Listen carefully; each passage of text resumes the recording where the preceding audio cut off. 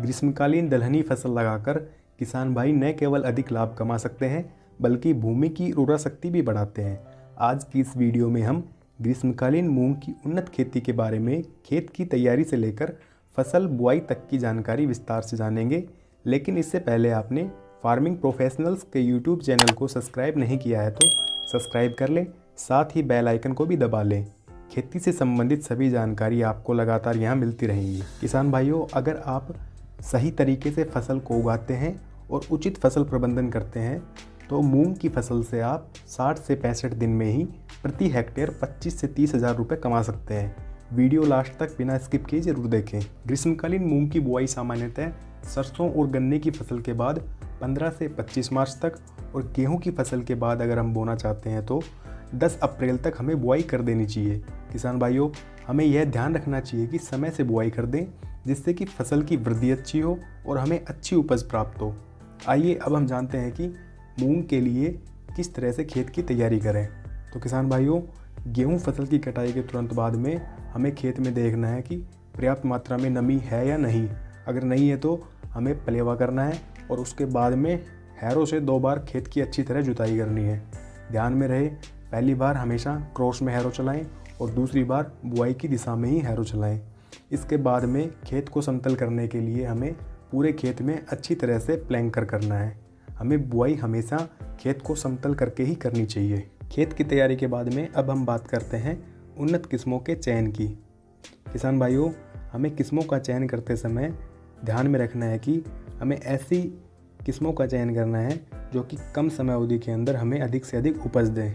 तो ऐसी ही 5 किस्मों का मैंने चयन किया है। आप अपने आधार पर जो आपको उचित लगे उसको चयन करके उगा सकते हैं। इन वैरायटी में सबसे टॉप पर आती है IPM 410-3, जिसे हम शिखा के नाम से जानते हैं। यह वैरायटी IIPR कानपुर द्वारा 2016 में विकसित की गई है। इसकी उपज 11 से 12 क्विंटल प्रति हेक्टेयर है। 65 से 70 दिन में पककर तैयार हो जाती है और ये मूंग येलो मोज़ेक वायरस से भी रेसिस्टेंट है। इसको नॉर्थ वेस्ट प्लेन जोन्स में आराम से उगा सकते हैं। हमारी लिस्ट में दूसरे नंबर पर है IPM 205-7। इसका दूसरा नाम विराट है।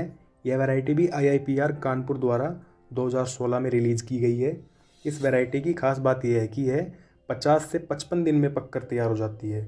तो ग्रीष्मकालीन मूंग के लिए दी बेस्ट वैरायटी यही है। इसकी उपज भी 10 से 11 क्विंटल प्रति हेक्टेयर है। यह वैरायटी पंजाब, हरियाणा, राजस्थान, मध्य प्रदेश, गुजरात, तमिलनाडु, तेलंगाना, आंध्र प्रदेश, कर्नाटक आदि राज्यों के लिए बेस्ट वैरायटी है और यह भी येलो मोज़ेक वायरस से रेजिस्टेंट है। तीसरे नंबर पर हमारी लिस्ट में है MH 421। ये वैरायटी चौधरी चरण सिंह हिसार एग्रीकल्चर यूनिवर्सिटी द्वारा 2014 में रिलीज़ की गई है। इसकी उपज 10 से 12 क्विंटल प्रति हेक्टेयर है। 60 दिन के अंदर यह पककर तैयार होने वाली वैरायटी। यह भी मूंग येलो मोज़ेक वायरस से रेसिस्टेंट है। इसके बाद 4th नंबर पर एक SML 1115। यह भी पंजाब एग्रीकल्चर यूनिवर्सिटी लुधियाना द्वारा 2016 में रिलीज़ की गई है। 11 से 12 क्विंटल प्रति हेक्टेयर इसकी उपज है। 65 से 70 दिन में पककर तैयार होती है। यह भी मॉडरेटली रेसिस्टेंट है मूंग येलो मोज़ेक वायरस से। इसके बाद में 5वें नंबर पर एक वैरायटी आती है IPM 409-4, जिसे हीरा के नाम से जानते हैं। ये काफ़ी नई वैरायटी है। 2020 में IIPR कानपुर द्वारा रिलीज़ की गई है। 8 से 10 क्विंटल प्रति हेक्टेयर इसकी उपज है। 65 से 70 दिन में पककर तैयार हो जाती है। उत्तर प्रदेश के लिए बेस्ट वैरायटी है। किस्मों के बाद हम बात करते हैं बीज की मात्रा यानी बीज दर के बारे में। तो किसान भाइयों, 20 से 25 किलोग्राम प्रति हेक्टेयर बीज दर हम रख सकते हैं, जो कि काफ़ी अच्छी प्लांट पॉपुलेशन हमें मिलती है। बीज दर के बाद में हम बीज उपचार के बारे में बात करेंगे। तो फसल को बीज और मृदा से उत्पन्न होने वाली बीमारियों से बचाने के लिए हमें बीजोपचार बहुत ही ज़रूरी होता है।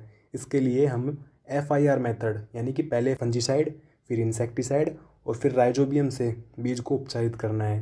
फंजीसाइड से उपचारित करने के लिए हमें कैप्टोन और थायरम, इनकी 3 ग्राम मात्रा प्रति किलोग्राम बीज के हिसाब से हमें उपचारित करना है। इसके बाद इंसेक्टिसाइड के लिए हम इमिडाक्लोरोप्रिड का यूज करते हैं।